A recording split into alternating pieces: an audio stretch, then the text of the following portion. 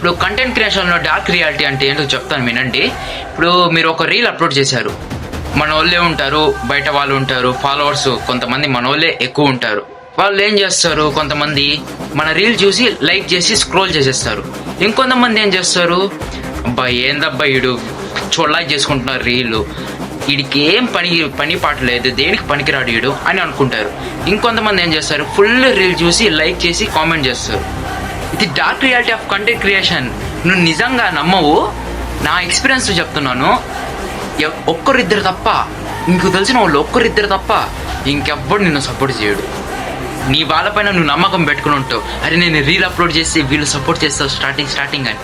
కానీ అందులో చేసేదే 10% కూడా తక్కువే. నన్ను అడిగితే చాలా తక్కువ మంది నేను సపోర్ట్ చేస్తారు. మిగతా వాళ్ళందరూ వెనకాల చాలా అనుకుంటారు నీ వెనకాల. నాకు కూడా ఎక్కువ ఫాలోవర్స్ లేరు బ్రో, మహా తిప్పి కొడితే 490 ఫాలోవర్స్ ఏమో, అంతే 490.